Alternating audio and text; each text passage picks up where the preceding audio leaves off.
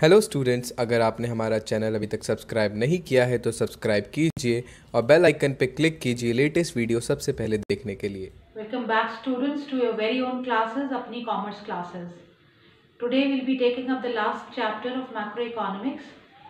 Unit 3 हम कर रहे थे. Last video में आपने देखा था कि short run equilibrium output हमने पढ़ा. So equilibrium if you remember वो क्या था आपका, जहाँ पर aggregate supply जो है वो aggregate demand के बराबर होती है ना. हमने वहाँ पे सिर्फ इक्विलिब्रियम कहाँ होता है ये पढ़ा था. यहाँ पर हम समझेंगे कि क्या इक्विलिब्रियम हमेशा फुल एम्प्लॉयमेंट लेवल पर होता है या अंडर एम्प्लॉयमेंट लेवल पर भी हो सकता है. तो this is the concept which we are going to explore first. इस बात को समझने के लिए सबसे पहले वी हैव टू अंडरस्टैंड कि फुल एम्प्लॉयमेंट किसे बोलते हैं. So what is full employment? Full employment means a situation where all those people who are able to work and willing to work at the existing wage rate are getting work. मतलब कि जो लोग काम करने के लायक हैं और काम करना चाहते हैं, जो वेज रेट चल रहा है उस पर काम करने के लिए तैयार हैं, उन सबको काम मिला हुआ है. इस वाले सिचुएशन को हम बोलते हैं फुल एम्प्लॉयमेंट लेवल. और अगर ऐसा नहीं है तो अनएम्प्लॉयमेंट है कंट्री में. अनएम्प्लॉयमेंट अगेन दो तरीके का हो सकता है, एक वॉलेंटरी एक इनवॉलेंटरी. वॉलेंटरी अनएम्प्लॉयमेंट का मतलब होता है कि कोई स्वेच्छा से काम नहीं करना चाहता, मतलब मेरा मन ही नहीं है कि मैं कोई जॉब लूँ या कोई काम करूँ, तो इसको बोलते हैं voluntarily unemployed. And involuntary unemployment का मतलब है मेरा काम करने का मन है, मैं काम करने के लायक हूँ, लेकिन मुझे काम मिल नहीं रहा. So this is a situation, involuntary unemployment, where people are able to work and willing to work at an existing wage rate but are not getting work. So this is called as involuntary unemployment. और जब भी हम unemployment की बात करते हैं तो उसमें हम इनवॉलेंट्री अनएम्प्लॉयमेंट को ही कंसिडर करते हैं. वॉलेंटरीली जो काम नहीं करना चाहता उसको हम कंसिडर करते ही नहीं है. नाउ फुल एम्प्लॉयमेंट मैंने आपको बताया कि वो सिचुएशन है जहाँ हर कोई जो काम करना चाहता है और काम करने के लायक है उसको काम मिला हुआ है. बट इसका मतलब क्या ये होता है कि फुल एम्प्लॉयमेंट जीरो अनएम्प्लॉयमेंट हुआ? तो जीरो अनएम्प्लॉयमेंट नाम की कोई चीज़ नहीं होती. There always exist in the economy something known as natural unemployment. और ये नेचुरल अनएम्प्लॉयमेंट जो है वो दो तरीके का है. One is called as structural unemployment and the other is known as frictional unemployment. तो स्ट्रक्चरल अनएम्प्लॉयमेंट जो होता है वो टेक्नोलॉजिकल चेंजेस के कारण होता है, और जो फ्रिक्शनल अनएम्प्लॉयमेंट होता है वो बिटवीन द जॉब्स. आपने एक जॉब छोड़ दिया है और दूसरा अभी लिया नहीं है, सो बिटवीन द जॉब्स हैं. और ऐसा इकोनॉमी में हमेशा कुछ लोग ऐसे होंगे जो ऐसे रहेंगे. तो that situation is called as frictional unemployment. तो दो तरीके के अनएम्प्लॉयमेंट हमेशा रहते हैं इकोनॉमी में किसी भी, that those are structural unemployment and frictional unemployment, right. तो इक्विलिब्रियम अगर फुल एम्प्लॉयमेंट है कंट्री के अंदर, उस टाइम पर अगर एग्रीगेट सप्लाई एग्रीगेट डिमांड के बराबर है, then that situation is known as full employment equilibrium. लेकिन अगर फुल एम्प्लॉयमेंट नहीं है कंट्री के अंदर, then aggregate supply aggregate demand के बराबर अंडर एम्प्लॉयमेंट लेवल पर भी हो सकती है, which we call as under employment equilibrium. So equilibrium again can exist at 2 points. Now we'll move further to explore the chapter about what is deficient demand and what is excess demand. Now what is deficient demand? Deficient demand नाम से पता लग रहा है demand कम है जब. So when aggregate demand is less than aggregate supply corresponding to full employment in the economy. जो aggregate demand full employment में होना चाहिए अगर उससे कम है, then that is called as deficient demand. अगर इस चीज़ को हमको ग्राफिकली समझना है तो see this is the 45 degree angle line which I have drawn, जो लाइन ऑफ रेफरेंस होती है हमारी y is equal to A S वाली. Now aggregate demand at full employment level, अगर फुल एम्प्लॉयमेंट होता तो ये हमारे पास एग्रीगेट डिमांड थी. लेकिन एक्चुअल जो प्लान है हमारी प्लान एग्रीगेट डिमांड जो है वो ADU है मान लीजिए. सो ये जो डिफरेंस है इक्विलिब्रियम जहाँ होता और अब जो ये डिफरेंस है vertical difference EF, that is deficient demand is aggregate demand at full employment level minus aggregate demand at under employment level. So this difference is known as deficient demand. और ये जो गैप होता है EF, इसको हम बोलते हैं deflationary. ये हमारे पास है जो हमको दिखाता है कि डेफिशिएंट डिमांड क्या है. Now what are the causes of deficient demand? तो if you remember from the last chapters, तो एग्रीगेट डिमांड के कंपोनेंट्स क्या होते हैं?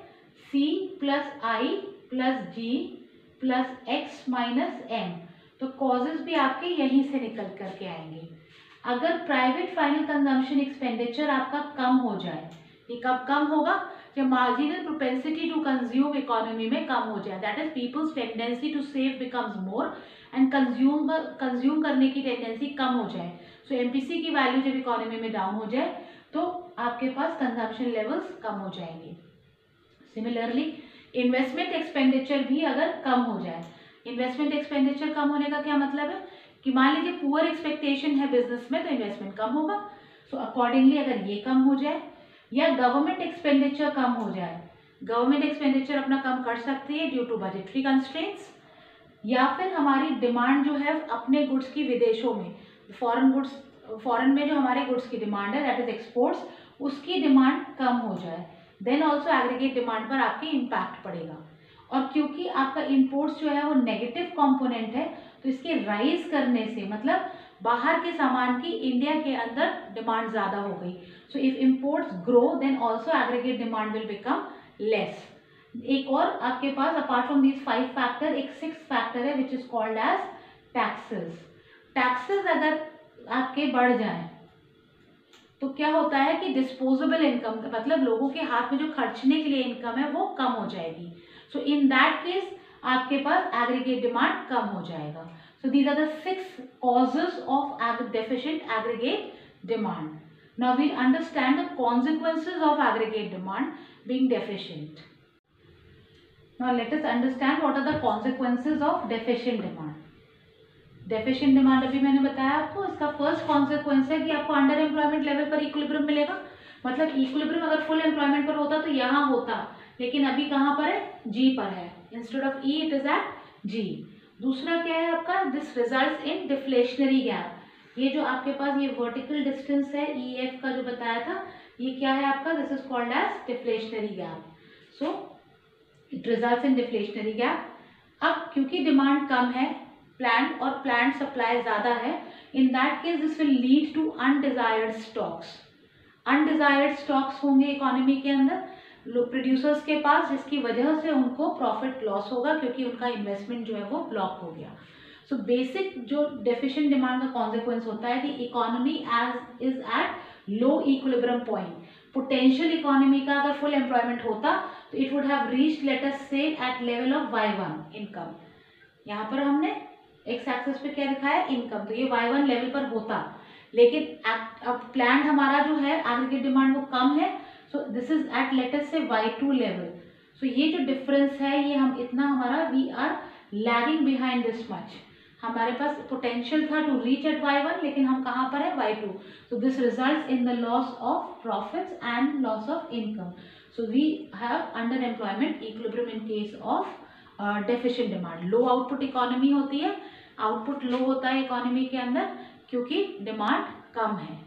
बिकॉज आपने लास्ट चैप्टर में जैसे पढ़ा था कि अगर एग्रीगेट डिमांड आपकी कम है compare to aggregate supply, so in that case what will happen? Producers will suffer loss of, they will suffer loss of undesired stocks, ये लिखा है। So this they will suffer loss of undesired stocks. इसकी वजह से क्या करेंगे? They will cut down production.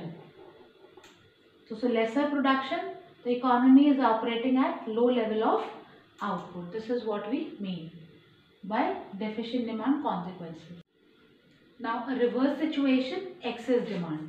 So what is excess demand? When aggregate demand is more than aggregate supply corresponding to full employment level. Full employment level के correspondence में अगर हमारे पास aggregate demand ज़्यादा है एग्रीगेट सप्लाई से, then that will be called as excess demand. In our case I have shown this with this graph. यहाँ पर aggregate demand full employment level पर एडीएफ है और ये हमारे पास प्लान्ड एग्रीगेट डिमांड है which is in excess of this full employment thing. तो यहाँ पर हमारे पास जो ये डिफरेंस है vertical difference EF, this is called as excess demand and this gap is known as inflationary gap. Now what are the causes of aggregate demand? X being excess, तो again we'll move by the same thing कि aggregate demand जो होता है वो C plus I plus G plus X minus M होता है। So again अगर आपके पास MPC बढ़ जाए कंट्री में तो कंजम्पशन लेवल्स हाई हो जाएंगे, more consumption from the people means more demand. Investment, अगर सेंटिमेंट्स, बिजनेस सेंटिमेंट्स अच्छे हैं मार्केट के, so investment expenditure will also rise. Government के पास बजटरी कंस्ट्रेंट नहीं है, फ्लरिशिंग गवर्नमेंट है, we are having less of deficits, तो ये गवर्नमेंट का एक्सपेंडिचर भी बढ़ सकता है। अगर एक्सपोर्ट्स बढ़ जाए, मतलब इंडियन गुड्स की डिमांड जो है वो फॉरेन में बेहतर हो जाए पहले से, या फिर इंपोर्ट्स कम हो जाए, मतलब फॉरेन गुड्स की डिमांड इंडिया में कम हो जाए, because this is a negative component, तो इसका उल्टा होना पड़ेगा। एंड फाइनली टैक्सेस, टैक्सेस अगर कम हो जाए तो डिस्पोजेबल इनकम ज़्यादा हो जाएगी, मतलब अगर आपको टैक्स कम देना पड़ता है तो आपके पास खर्चने के लिए पैसा ज़्यादा होगा, तो नेचुरली एग्रीगेट डिमांड जो है वो आपकी राइज कर जाएगी। So these are the causes. Now we'll understand the consequences of excess aggregate demand. So what are the consequences of excess demand? First is inflationary gap. ये जो आपके पास gap है, vertical distance EF, this is called as inflationary gap. So excess demand results in inflationary gap. दूसरा जो बहुत important हमारा consequence है और जो आपको actually prominently highlight करके exam में लिखना है, this is no change in output या static GDP. हमारे पास इनकम लेवल्स जो हैं वो ज़्यादा नहीं हो जाता इन case of excess demand, unlike deficient demand जहाँ पर हमारे पास लो आउटपुट हो जाता है, यहाँ पर हमारे पास आउटपुट सेम रहता है। नाउ द रीज़न बीइंग कि यहाँ पर क्या देख रहे हैं हम लोग कि हमारे पास एक्सेस डिमांड है, demand is exceeding by this EF, लेकिन क्या हम और ज़्यादा प्रोड्यूस कर पाएंगे? That is the big question. हमने पहले पढ़ा था कि अगर एग्रीगेट डिमांड ज़्यादा होती है एग्रीगेट सप्लाई से, so in this case producers suffer loss of what? Suffer loss of unfulfilled demand. So peoples the producers will suffer unfulfilled demand loss, जो यहाँ पर लॉस ऑफ प्रॉफिट लिखा है ना। होना ये चाहिए था कि we should have increase the production, but producers cannot increase, production cannot be increased. Why? Because economy is already operating at full employment level, so production cannot be increased as economy is already operating at full employment level. भाई हम अपनी ऊपरी क्षमता पर काम कर रहे हैं ऑलरेडी, तो उससे ज़्यादा हम कैसे बना लेंगे? तो अकॉर्डिंगली होता क्या है कि सप्लाई आपकी बढ़ नहीं पाती और डिमांड ज़्यादा है, so that creates pressure on the prices, और इसकी वजह से कंट्री के अंदर क्या होता है? इन्फ्लेशन होता है, which I have written as wage price spiral. When everything is rising the wages are also rising, and when wages are rising, क्योंकि हर चीज़ जब राइज कर रही है, कॉस्ट सब चीज़ की राइज कर रही है, तो लेबर की भी एक कॉस्ट है, so the cost of labour is also rising, that means the wages are rising. और जब सबकी इनकम बढ़ रही है तो again the demand will rise, so वो फिर हमारे पास प्राइस के ऊपर प्रेशर क्रिएट करता है, एंड प्राइसेस जो है वो आपकी बढ़ जाती है। That means cost of standard of living जो है लोगों का वो बढ़ जाता है, which is called as inflation. अगर जनरल प्राइस लेवल कंट्री का राइज करता रहे तो उसको हम क्या बोलते हैं? इन्फ्लेशन। तो वो इन्फ्लेशन में रिजल्ट करता है, which makes the economy unstable. तो ना तो आपके पास एक्सेस डिमांड सिचुएशन ठीक है, ना ही आपके पास डेफिशिएंट डिमांड सिचुएशन ठीक है, क्योंकि वो इकोनॉमिक इंस्टेबिलिटी में रिजल्ट करती है। So the government tries to combat this by various measures which we will understand now. Now देखो, हमें बीमारी का पता लग गया क्या है एक्सेस डिमांड या डेफिशिएंट डिमांड, उसके कारण क्या है वो पता लग गए, तो उसको ठीक कैसे किया जाएगा वो भी हमें देखना है। पब्लिक स्पेंडिंग्स वगैरह को कंट्रोल करती है गवर्नमेंट अपने अकॉर्डिंग, तो गवर्नमेंट के हाथ में है इकोनॉमी को स्टेबलाइज करना। सो गवर्नमेंट जो दो मेजर्स यूज करती है, they are called as fiscal policy measure and monetary policy measure. जो गवर्नमेंट बजट से रिलेटेड मेजर्स हैं उनको हम फिस्कल पॉलिसी बोलते हैं। What is fiscal policy? Government की स्पेंडिंग्स एंड रिसीट्स को हम बोलते हैं fiscal policy. So government budget से रिलेटेड आपके फिस्कल पॉलिसी मेजर्स हैं, और आरबीआई की मॉनेटरी पॉलिसी आपकी is about the monetary policy. So monetary policy again is of two kinds में हमने डिवाइड करा है, quantitative and qualitative, and there are certain measures which are there in the quantitative, and then there are certain measures which are there in the qualitative. But let us first discuss about the fiscal policy measures. देखो, अगर question आता है आपको और specifically कोई major पूछा जाता है तो आप सिर्फ वही वाला आंसर करेंगे, आप ब्लैंकेट नहीं लिख देंगे सारी चीज़ें। आपके पास हो सकता है क्वेश्चन हो जो फिस्कल पॉलिसी पर ही फोकस करता हो या मॉनेटरी पॉलिसी की किसी पर्टिकुलर पर फोकस करता हो। Accordingly you will have to write your answer. Coming back to this, fiscal policy measures में क्या है, सबसे पहले हमने एक कंपोनेंट गवर्नमेंट के एक्सपेंडिचर की बात करी थी जो जी फैक्टर था उसमें। तो आपके पास अगर इन्फ्लेशन का सिचुएशन है मान लीजिए या एक्सेस डिमांड है, तो हमारा ऑब्जेक्टिव क्या है कि डिमांड है, तो हमारा ऑब्जेक्टिव क्या है कि डिमांड बढ़ जाए। सो अकॉर्डिंगली गवर्नमेंट अपनी स्पेंडिंग बढ़ा देती है इन case of deflation, and in case of inflation अपनी गवर्नमेंट एक्सपेंडिचर जो है वो कम कर देती है। किस तरह की एक्सपेंडिचर, लाइक रोड्स बनाना, ब्रिजेस बनाना, रेलवेज में इन्वेस्ट करना। सो जो अपने फिक्स एसेट्स है उसको गवर्नमेंट कम स्पेंडिंग करेगी। दूसरा तरीका है टैक्सेस के थ्रू। एक आपने उसमें अभी हमने जब कॉजेस पढ़े थे तो टैक्सेस अगर आपके कम होते हैं तो उसके केस में क्या होता है, डिस्पोजेबल इनकम बढ़ जाती है और एग्रीगेट डिमांड बढ़ जाएगी। तो अगर डिफ्लेशन का केस है तो हमें टैक्सेस कम कर देने चाहिए, और इन्फ्लेशन का केस है तो टैक्सेस बढ़ा देने चाहिए। अगर टैक्सेस बढ़ा दिए जाएंगे तो डिस्पोजेबल इनकम कम हो जाएगी, तो एक्सेस डिमांड जो है वो हमारी रेक्टिफाई हो जाएगी। फिर है आपका boring from public and boring from RBI. Now understand children कि पब्लिक की बोरोइंग और आरबीआई ये ऑपोजिट वर्क करते हैं एक दूसरे से, दोनों का सेम नहीं है। बोरोइंग फ्रॉम पब्लिक, अगर पब्लिक से बोरो कर लेगी गवर्नमेंट तो पब्लिक के पास तो पैसा खर्चने को कम हो गया। मान लीजिए आपके पास 100 रुपीज़ हैं और मैं आपसे कहूँ कि मुझे आप 80 रुपीज़ बोरो करना है, तो आप कितना स्पेंड कर पाएंगे, 20 रुपीज़। सो वही होता है कि अगर गवर्नमेंट जो है वो बोरो पब्लिक से हेवीली करती है तो पब्लिक के पास कम हो जाता है खर्चा करने के लिए। कम खर्चा करने के लिए मतलब मनी सप्लाई कम हो जाएगा। तो ये कब करना है हमें, जब एक्सेस डिमांड हो। तो एक्सेस डिमांड के केस में पब्लिक बोरोइंग जो है वो बढ़ा दी जाती है, और डेफिशिएंट डिमांड के केस में बोरोइंग्स फ्रॉम पब्लिक कम कर दी जाती है। उल्टा केस होता है आपका बोरोइंग फ्रॉम आरबीआई में। आरबीआई से जब गवर्नमेंट बोरो करती है तो आरबीआई कभी नए नोट छाप कर देती है, इससे मनी सप्लाई जो है वो बढ़ जाती है। तो अगर इन्फ्लेशन है तो हमें बोरिंग्स आरबीआई से कम करनी है गवर्नमेंट को, और अगर डिफ्लेशन है तो इसको आपको बढ़ा देना है आरबीआई से। और सिमिलरली ये दोनों चीज़ें आपकी उल्टा काम कर रही हैं। सो इन्फ्लेशन डिफ्लेशन की सिचुएशन को समझ करके then you have to think about what the government should do. Inflation का केस है गवर्नमेंट एक्सपेंडिचर आप कम कर दीजिए, डिफ्लेशन का केस है गवर्नमेंट एक्सपेंडिचर बढ़ा दीजिए। इन्फ्लेशन है अगर कंट्री में तो टैक्सेस को आप बढ़ा दीजिए, और डिफ्लेशन है तो टैक्सेस को कम कर दीजिए। बोरोइंग फ्रॉम पब्लिक, आपका इन्फ्लेशन है तो ज़्यादा बोरो करिए और डिफ्लेशन है तो कम बोरो करें। कैसे कर सकते हैं, इंटरेस्ट रेट ज़्यादा अच्छे दे करके या इंटरेस्ट रेट कम अच्छे दे करके गवर्नमेंट इसको रेगुलेट कर लेती है। आरबीआई से बोरोइंग्स जो है वो डिफ्लेशन के केस में बढ़ा दी जाती हैं और इन्फ्लेशन के केस में कम कर दी जाती हैं। This is how the fiscal policy measures work. Talking about monetary policy measures, ये दो तरीके के होते हैं, क्वांटिटेटिव और क्वालिटेटिव। ना क्वांटिटेटिव कौन से हैं, जो आपके पूरी इकोनॉमी पर असर डालें उनको क्वांटिटेटिव मेजर्स बोलते हैं, और जो एक पर्टिकुलर सेक्टर को भी कंट्रोल कर पाए उसको हम क्या बोलते हैं। So we have two types of measures, quantitative and qualitative. Quantitative में आपके पास आते हैं रिजर्व रेशियोज।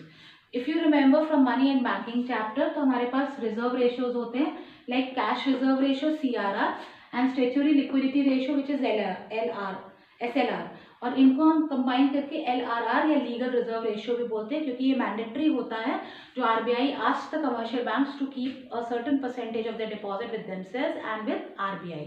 तो CRR जो परसेंटेज ऑफ डिपॉजिट इनको रखना पड़ता है with RBI, that is called as CRR, और जो बैंक्स को अपने पास रखना पड़ता है that is called as SLR।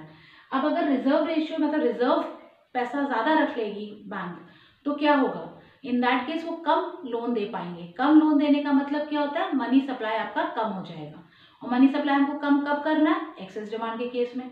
तो एक्सेस डिमांड के केस में हमें रिजर्व रेशियोज बढ़ा देने चाहिए, और डेफिशिएंट डिमांड के केस में रिजर्व रेशियोज को कम कर देना चाहिए। दूसरा है हमारा repo rate and reverse repo rate. Now what is repo rate, just a quick rewind. Repo rate is that interest which is charged by RBI on the loans given to commercial bank. जब commercial bank को loan देती है RBI तो उस पर interest charge करती है, उसको हम क्या बोलते हैं, रेपो रेट।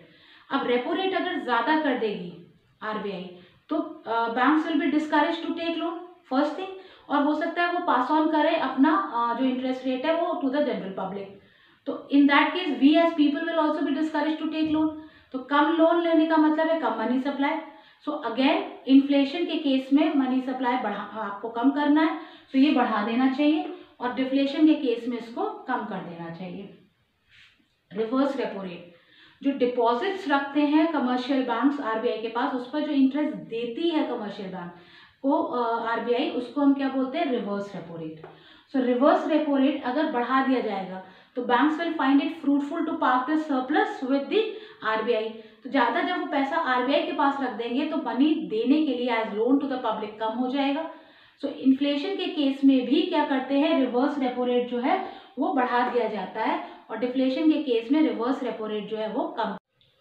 सो इन्फ्लेशन के केस में रिवर्स रेपो रेट जो है वो बढ़ा देना चाहिए, और डिफ्लेशन के केस में आपका रिवर्स रेपो रेट कम कर देना चाहिए। Talking about open market operation, it is buying and selling of securities by RBI. अब अगर आरबीआई जो है वो सिक्योरिटी बेचती है, मतलब सेल करती है, अगर तो सेल करेगी तो क्या होगा, बदले में पैसा लेगी, तो it will soak up the liquidity. तो लिक्विडिटी कम होने का मतलब मनी सप्लाई कम होना, तो इन्फ्लेशन के केस में सेल करना चाहिए। और बाय करती है अगर सिक्योरिटीज, तो मतलब सिक्योरिटी खरीद रही है आरबीआई, तो बदले में पैसा दे रही है पब्लिक को। जब पैसा दिया जाएगा मतलब it will release the liquidity, तो when it will release the liquidity money supply जो है वो बढ़ जाएगा। सो अकॉर्डिंगली डिफ्लेशन के केस में इट शुड बाय। डिफ्लेशन के केस में सिक्योरिटीज बाय करे आरबीआई, और इन्फ्लेशन के केस में सिक्योरिटीज को सेल करे। Now looking at the qualitative monetary policy measures, the first one is margin requirement. What is margin requirement? It is the difference in the value of the collateral kept with the commercial bank and the loan sanction. मतलब आप जब loan लेने जाते हैं तो आपसे कहती है बैंक कि कुछ गिरवी रखिए, कोलैटरल रखिए, तो उसकी वैल्यू जो है वो हमेशा ज़्यादा होती है, और आपको जो लोन सैंक्शन होता है वो कम होता है, तो ये मार्जिन रिक्वायरमेंट कहलाता है ना। मार्जिन रिक्वायरमेंट अगर ज़्यादा होगा तो आप और हम डिस्करेज होंगे लोन लेने के लिए, तो अकॉर्डिंगली मनी सप्लाई कम, लेसर लोन मतलब लेस मनी सप्लाई। तो डिफ्लेशन के केस में आपके पास मार्जिन रिक्वायरमेंट जो है वो कम कर देना चाहिए, और इन्फ्लेशन के केस में मार्जिन रिक्वायरमेंट जो है वो बढ़ा देना चाहिए। Next is credit rationing. Credit rationing का मतलब है अपर लिमिट सेट करना कि कितना कमर्शियल बैंक लेंड कर सकती है। तो क्रेडिट रैशनिंग लगा दी जाती है इन्फ्लेशन के केस में, और डिफ्लेशन के केस में क्रेडिट रैशनिंग हटा दी जाती है। Last is moral suasion. Moral suasion is the policy of pressure and persuasion which is followed by RBI. RBI सिर्फ गाइडलाइन देता है कमर्शियल बैंक को, और कमर्शियल बैंक को पता है कि आरबीआई के पास उसका अथॉरिटेटिव पावर है, सो अकॉर्डिंगली वो उसकी गाइडलाइन को फॉलो करते हैं। सो इन्फ्लेशन का केस है तो आरबीआई बोलती है कि be strict with the loans, ज़्यादा लोन आसानी से मत दीजिए। और अगर डिफ्लेशन का केस है तो कहते हैं B liberal with the loan, मतलब आसानी से लोन दे दीजिए। सो अगेन क्रक्सेस की मोर लोन गिविंग मतलब मोर मनी सप्लाई। तो इन्फ्लेशन के केस में हमें मनी सप्लाई को रिड्यूस करना है, और डिफ्लेशन के केस में मनी सप्लाई को बढ़ाना है। अब जब भी आपसे कोई पूछा जाएगा आंसर, आपको इन्फ्लेशन या डिफ्लेशन पर्टिकुलर सिचुएशन दिया जाए तो पर्टिकुलर आंसर ही लिख कर आएंगे उसके लिए। और हमेशा बात जो है वो आप एग्रीगेट डिमांड इसके कम हो जाएगा या ज़्यादा हो जाएगा पर ही खत्म करेंगे। This is one point which you should remember to gain more marks. आपका प्रेजेंटेशन अच्छा माना जाएगा in that case. So this is all about excess demand and deficient demand from me today. Thank you so much children. Keep on liking, sharing and subscribing my videos.